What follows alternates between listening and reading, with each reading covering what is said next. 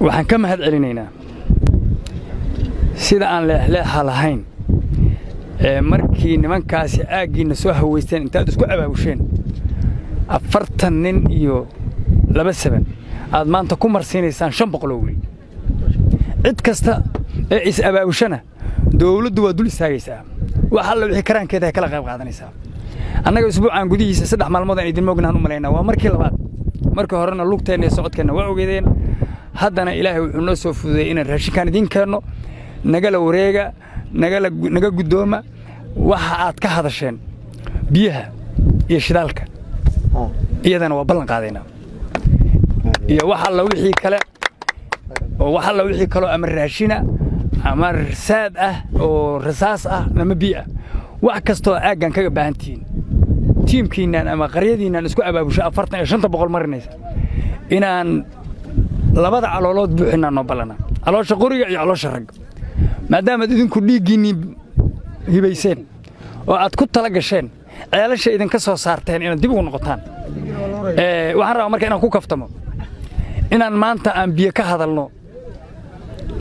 oo aan webigii ka soo baxnay oo aan ceel hele iyo darow iyo xalaala iyo carradii aan ka imaanay inaan maanta annagoo joogno meesha la yiraahdo oo yamaga joogno inaan biyo ka hadalno intaas biyo naga qabsadeen aadan horta uga xumaay wareegan wareeg xiga annagana baar dheer aan ka soo baxaynaa idinkuna inta ka baxaysan marka aan soo buuxino baahida aad dalbateen sida uu sheegay wasiirka ama rag iga horeeyay dawladdu waxay ballan qaaday heer qaran iyo heer state ba idinka waxaad bixisaan wixii bini'aadan bixiyo wixii u qaalisanaa maxaa inaad bixisaan kalifay wax bini'aadanka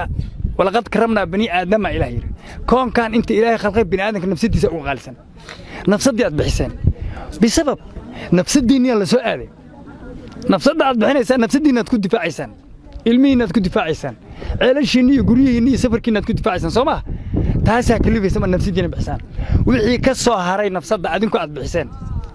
oo saada oo raashin ah oo shidaala oo biyo ah dawladdu waa ballan qaadaysaa anoo ku hadlaayo magaca maamul goboleedka Hirshabeelle kan madaxweynaha kan madaxweyne ku xigeenka kan dawladda dhexe intaba anoo ku hadlaayo waxaan ballan qaadaynaa in dhaawiciinana la qaado qoraga la idin buuxiyo in caloosha la idin buuxiyo in biyaha iyo shidaalka la idin soo kor istaago hal ogaada waa markii labaad